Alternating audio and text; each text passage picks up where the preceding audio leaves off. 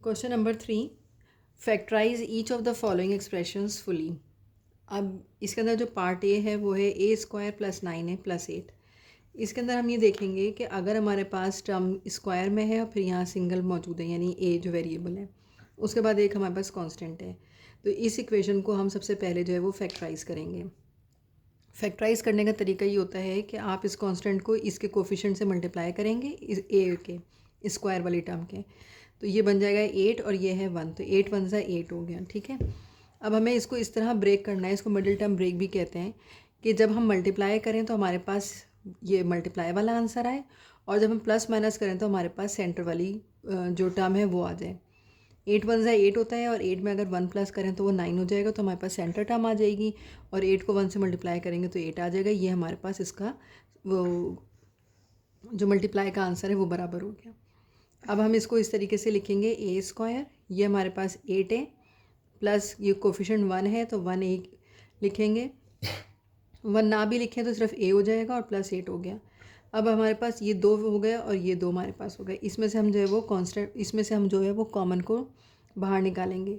तो ए square plus 8 ए में जो कॉमन है हमारे पास वो ए है, हमने ए को बाहर रखा है, ए प्लस 8, इसका ए रह गया और यहाँ पे 8 रह गया। यहाँ पे दोनों में जो है वो कोई भी चीज़ कॉमन नहीं, तो हम प्लस 1 बाहर निकालेंगे, ए प्लस 8 आ गया। इस तरह हमारे पास दो फैक्टर्स बन गए, एक ए प्लस 8 बन गया और एक ए प्लस 1 बन गया। ये हमारा आंसर हो गया। पार्ट बी है इसका, b square plus 8 b plus 15। Again हम इसी तरह करेंगे कि हम 15 को चेक करेंगे कि 15 को जब बी का जो कोफिशिएंट है वो 1 है, उससे मल्टीप्लाई करा 15 आ गया, 15 1 से 15। अब इसको हम इस तरीके से ब्रेक करेंगे कि जब हम मल्टीप्लाई करें तो हमारे पास 15 आए, और जब हम प्लस माइनस करें तो मिडिल टर्म आ जाए हमारे पास। 3 5 ज़ा 15 होता है, और 5 और 3 का अगर हम सम करें तो हमारे पास आंसर 8 आता है। तो इसके फैक्टर्स हमारे पास इस तरह बनेंगे, b square plus 3b plus 5b plus 15।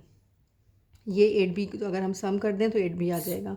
अब यहाँ पे हमारे पास कांस्टेंट निकाल सकते हैं हम, इसमें इस टर्म में से हम जो है वो कॉमन निकालेंगे, तो हमारे पास b कॉमन है। यहाँ पर 2b थे, b स्क्वायर था, एक b रह गया, यहाँ पे 3 हो गया। यहाँ से अगेन हमने जो है वो 5 कॉमन ले लिया, तो b आ गया, और प्लस 3 5 3 ज़ा 15। इस तरह इसके दो फैक्टर्स बन गए, b प्लस 3 जो कि दोनों में कॉमन है, और b प्लस 5, ये हमारा आंसर आ गया। पार्ट सी, पार्ट सी में हमारे पास है सी स्क्वायर माइनस 9c प्लस 20। अब अगेन हम 20 को अगर इसके कोफिशिएंट से मल्टीप्लाई करेंगे तो वो 1 है, तो वो 20 हो गया। तो ये हमारे पास आ जाएगा, 20 के लिए हम लेंगे 4 5 ज़ा 20। लेकिन अगर हम ये देखें तो हमारे पास जो सेंटर में टर्म है वो -9c है। -9 के लिए हम क्या करेंगे, -4 और -5 लेंगे, क्योंकि माइनस माइनस होगा प्लस, तो 5 और प्लस 4 9 हो जाएगा, और साइन बड़े नंबर का आएगा, तो ये हमारे पास -9c हो जाएगा। और जब हम मल्टीप्लाई करेंगे तो 4 5 ज़ा 20 और माइनस माइनस प्लस, तो साइन प्लस हो जाएगा। इस तरह ये कंडीशन हमारे पास सेटिस्फाई हो जाएगी। हमने इसके फैक्टर्स बना लिए, सी स्क्वायर -4c -5c और प्लस 20। अब ये चार हो गई, इनमें से हम कॉमन ले लेंगे, इसमें c कॉमन है, c कॉमन ले लिया, c -4 हो गया, यहाँ से -5 कॉमन लेंगे तो c -4। अच्छा, यहाँ पे हमने माइनस इसलिए कॉमन लिया है ताकि हमारे पास इसके अंदर भी जो माइनस माइनस प्लस होता है, माइनस साइन आ जाए, ताकि दोनों हमारे पास ब्रैकेट सेम हो जाए। c -4 और c -5 हमारा आंसर आ गया। पार्ट डी है इसका, D square -16d plus 28 plus 28 है। अब हम इसको दोबारा से देखेंगे, यहाँ पे 1 है, मल्टीप्लाई करा 28 हो गया। 28 के लिए हमें जो है जो फैक्टर्स बनाए हमने वो 14 और 2 बनाए, 14 2 ज़ा 28 होता है, माइनस माइनस प्लस हो गया। और हमें जो है वो इसको इस तरीके से रखना है कि जब हम ऐड या सब्ट्रैक्ट करें तो सेंटर वाली टर्म आए, तो -14 रखेंगे और -2, माइनस माइनस प्लस होता है, तो 14 + 2 16 हो गया, और साइन बड़े नंबर का लगाते हैं तो -16। तो इस तरीके से ये हमारे पास जो फैक्टर्स बने हैं वो इस टर्म को सेटिस्फाई कर रहे हैं। अब हम इसको जो है वो लिख लेंगे, D square -2d -14d plus 28। यहाँ पे जो है वो d कॉमन है, तो d -2 रह गया, ये एक d आ गया और ये 2 आ गया, और यहाँ से जो है वो हमने -14 कॉमन ले लिया, तो d -2 आ गया, माइनस माइनस प्लस और minus minus sorry minus plus minus, इस तरह ही हमारे सेटिस्फाई हो गए साइंस। एक फैक्टर हमारे पास आ गया d -2 और दूसरा फैक्टर आ गया हमारे पास d -14, ये हमारा आंसर हो गया।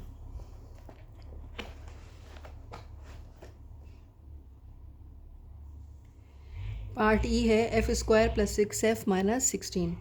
अब अगेन हमारे पास -16 है, तो इसको जो है वो हम इसके फैक्टर्स बनाएंगे 8 और 2। 8 2 ज़ा 16 होता है, प्लस माइनस माइनस ये -16 हो गया, और +2 और +8 और -2, क्योंकि हमें यहाँ पे सेंटर में +6 चाहिए, तो +6 के लिए हमारे पास बड़े नंबर के साथ हमने प्लस का साइन रखा और छोटे नंबर के साथ हमने माइनस का रखा है। 8 में से 2 निकालेंगे तो 6 हो जाएगा। अब इसके फैक्टर्स आ गए f² + 8f -2f ये वाला और -16। अब ये हमारे पास जो है वो इसमें हम देखेंगे कि कॉमन क्या है, f कॉमन है, f + 8 हो गया, और यहाँ पे हमने -2 कॉमन लिया, तो f + 8, 2 8 ज़ा 16 प्लस माइनस माइनस। इसके जो दो फैक्टर्स बन गए वो बन गया f + 8 ये वाला और f - 2, ये हमारा आंसर आ गया। अब इसका पार्ट f है h² + 2h - 120। अब ये हमारे पास -120 है, कोफिशिएंट 1 है, तो -120 के हम फैक्टर्स बनाएंगे। -120 के फैक्टर्स बना लिए हमने 12 और 10। 12 10 ज़ा 120 होता है, और साइन जो है वो हमने रखा है एक का प्लस और एक का माइनस। क्यों? क्योंकि हमें यहाँ पे 2h चाहिए, तो 12 में से जब 10 माइनस करेंगे तो 2 बचेगा। साइन हमने प्लस बड़े नंबर का रखा, और प्लस माइनस करेंगे तो ये 120 आ जाएगा। Plus minus minus 12 × 10 120। फैक्टर्स हमारे पास आ गया h² + 12h, ये यहाँ से आ गया, -10h आ गया और -120 आ गया। इस वाली टर्म में से h कॉमन ले लिया तो h + 12 हो गया, और यहाँ पे से जो है वो -10 कॉमन आ गया, तो h + 12 हो गया। प्लस माइनस माइनस प्लस और प्लस माइनस माइनस। फैक्टर हमारे पास आ गए h + 12 और h - 10, ये हमारा आंसर है। पार्ट जी है इसका k² - 4k - 12। अगेन अब हमारे पास जो नंबर है वो -12 है, जो कि हमने इसको मल्टीप्लाई करके लिया। -12 और सेंटर में जो है हमारे पास -4k है। 12 के लिए हमारे पास जो फैक्टर आ रहे हैं वो 6 2 ज़ा 12 होता है, तो वो हमने ले लिया इसको। 6 में से 2 जाएंगे तो वो 4 बचेगा, ठीक है। अब हमें यहाँ पे माइनस साइन चाहिए, तो इसलिए हमने बड़े नंबर के साथ माइनस रखा है, और एक हम प्लस रखेंगे ताकि माइनस प्लस माइनस ये कंडीशन भी सेटिस्फाई हो जाए, और यहाँ से जब हम प्लस माइनस करें तो ये सेंटर वाली कंडीशन सेटिस्फाई हो जाए। फैक्टर्स हमारे पास आ जाएंगे k² - 6k + 2k प्लस इसके साथ 2k और -12। तो इसमें से फिर हम कॉमन लेंगे k में से k -6 हो गया, इस वाले फैक्टर में से कॉमन निकाला, और इसमें से जब हम कॉमन लेंगे तो 2 बाहर रखेंगे तो k -6, क्योंकि 2 6 ज़ा 12 होता है। अच्छा, अब हमारे पास दो फैक्टर्स बन गए k - 6 और k + 2, और ये हमारा आंसर है।